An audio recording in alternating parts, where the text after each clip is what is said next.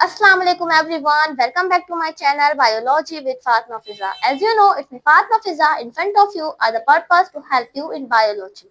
So, last video में हमने क्या स्टडी किया था? हमने बायोलॉजिकल मेथड को डिटेल में डिस्कस किया था, ठीक है।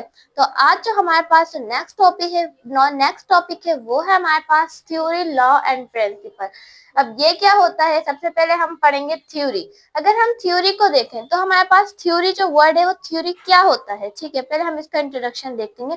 पहले अगर हम बात करें थ्योरी क्या होता है, तो जैसे कि हमने पीछे हम पढ़कर आए थे बायोलॉजिकल मेथड में, जिस तरह से हमने बायोलॉजिकल मेथड के जरिए एक प्रॉब्लम को सॉल्व करने का तरीका सीखा था, तो जो जिसमें हमने हाइपोथेसिस वगैरह की, ऑब्जर्वेशन करके हाइपोथेसिस वगैरह की, फिर उसको टेस्ट किया, एक्सपेरिमेंट किया, तो फिर उसका रिजल्ट निकला। और कंक्लूजन में क्या कहा था हमने कि अगर वो जो हाइपोथेसिस हमने गैस की थी कि जो प्रॉब्लम है वो उस वजह से हो रही है, हमने जो भी चीज गैस की थी, ठीक है, अगर वो हाइपोथेसिस सही निकली हमारे एक्सपेरिमेंट के बाद रिजल्ट में, अगर जो चीज हमने गैस की थी कि वही निकला हमारा कि ये सच है, और हमने क्या कहा था, फिर अगर ये सपोर्ट करती है हाइपोथेसिस तो फिर क्या बनती है, वो थ्योरी बन जाती है, ठीक है। अगर हाइपोथेसिस सपोर्ट करती है और उससे बहुत सारी हाइपोथेसिस बनती हैं आगे, और तो फिर वो क्या बन जाती है, थ्योरी बन जाती है। लेकिन अगर हमारी हाइपोथेसिस सपोर्ट नहीं करती, जैसे कि हमने बताया था, तो फिर हम क्या करते हैं, दोबारा से दूसरी हाइपोथेसिस टेस्ट करते हैं और दोबारा से उसको एक्सपेरिमेंट करते हैं।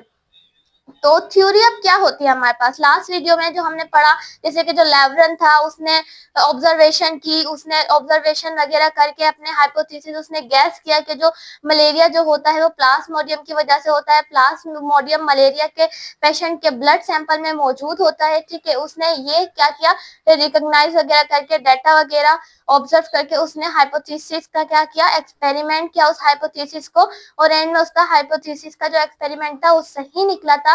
तो फिर वो कहाँ चली गई थी, बात थ्योरी की तरफ चली गई थी, ठीक है। तो आज है हमारे पास थ्योरी, आज हम पढ़ेंगे थ्योरी क्या होती है, ठीक है। तो अब हम चलते हैं और देखते हैं व्हाट इज थ्योरी। तो हमारे पास है थ्योरी, व्हाट इज थ्योरी। अब हम पढ़ते हैं इसको पहले कि हमारे पास थ्योरी क्या होती है। Scientist use the word theory in a very different way than non scientist. Scientist जो होते हैं वो अगर थ्योरी का वर्ड यूज भी करते हैं तो वो बहुत ज्यादा डिफरेंट वे में यूज करते हैं दूसरे साइंटिस्ट के, जो दूसरे लोगों के मुकाबले में जो साइंटिस्ट नहीं होते। जैसे कि अगर जो साइंटिस्ट नहीं होते अगर वो वर्ड यूज कर रहे हैं थ्योरी का तो वो ठीक है, लेकिन जो साइंटिस्ट होते हैं वो जो थ्योरी का अगर वर्ड यूज करते हैं वो बहुत ज्यादा डिफरेंट वे में यूज करते हैं। When people say I have a theory, they really mean I have a guess. अगर people कहते हैं, अगर लोग कहते हैं कि हमारे पास थ्योरी है, I have a theory, तो उनका क्या मतलब होता है, डायरेक्ट कि हमारे पास गैस है, ठीक है। क्योंकि मैंने आप लोगों को क्या बताया था कि जो थ्योरी होती है वो हाइपोथेसिस की वजह से ही बनती है। जो चीज हम गैस करते हैं और उसका एक्सपेरिमेंट अगर हमारे पास सही निकलता है वो, और अगर वो सपोर्ट करता है हाइपोथेसिस, तो फिर क्या बनती है, वो थ्योरी बनती है। इस वजह से अगर लोग कहें कि हमारे पास थ्योरी है, आई हैव अ थ्योरी, तो उनका क्या मतलब होता है कि I have a guess. Scientific theories are well tested. Scientific theories जो होती हैं वो बहुत ज्यादा वेल टेस्टेड होती हैं, बहुत ज्यादा अच्छे तरीके से टेस्ट की गई होती हैं। दे यूनिफाई मैनी रिपीटेड ऑब्जर्वेशन, और बहुत सारे रिपीट बार बार ऑब्जर्वेशन किए गए होते हैं, रिपीट हुए ऑब्जर्वेशन हुए हुए होते हैं। क्योंकि जो एक थ्योरी बनती है वो ऐसे ही नहीं बन जाती कि अगर हमने हाइपोथेसिस गैस किया और उसका एक्सपेरिमेंट सही निकला और थ्योरी बन गई, नहीं, वो बहुत सारे ऑब्जर्वेशन होते हैं, एक्सपेरिमेंट्स होते हैं, जब जाकर एक थ्योरी बनती है। And data collected from a lots of experiment, बहुत सारे ऑब्जर्वेशन होते हैं और डेटा कलेक्ट किया जाता है बहुत सारे एक्सपेरिमेंट के जरिए।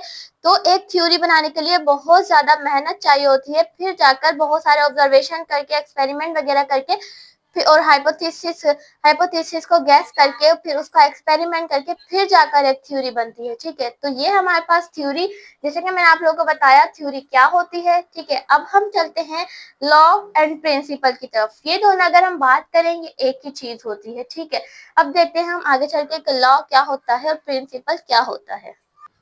तो अब है हमारे पास लॉ एंड प्रिंसिपल। लॉ हम कह सकते हैं और उसको हम प्रिंसिपल भी कह सकते हैं। लेकिन हमारे पास लॉ होता क्या है, जैसे कि हमने बात की कि हमारे पास बहुत सारी ऑब्जर्वेशन के बाद, एक्सपेरिमेंट के बाद, हाइपोथेसिस का जो टेस्ट होता है उसके बाद एक्सपेरिमेंट में उसके बाद एक्सपेरिमेंट किया जाता है, उसके बाद रिजल्ट निकलता है हमारे पास। फिर अगर हाइपोथेसिस सपोर्ट करती है तो वो थ्योरी बन जाती है। ठीक है, अगर एक साइंटिस्ट एक थ्योरी बना चुके हैं, ठीक है, अगर एक साइंटिस्ट एक थ्योरी बना चुके हैं और दूसरे साइंटिस्ट उस थ्योरी पर सवाल उठाएं या उसको गलत साबित करने की कोशिश करें, अगर उन्होंने आपकी थ्योरी को गलत साबित कर दिया तो वो रॉन्ग है। ठीक है, अगर उसको गलत साबित करने की कोशिश करें, वो जो सवाल उठाएं वो आपकी थ्योरी के अंदर मौजूद ही ना हो, तो आपकी थ्योरी रॉन्ग है। लेकिन अगर वो कितने भी गलत साबित करने की कोशिश करें और आपकी थ्योरी में हर वो बात सच हो और हर वो हर चीज मौजूद हो, तो आपकी थ्योरी फिर क्या बन जाती है, एक लॉ बन जाती है और प्रिंसिपल बन जाती है, जिसको हम लॉ भी कहते हैं और प्रिंसिपल भी कहते हैं। और ये होता है, it is a constant fact of nature.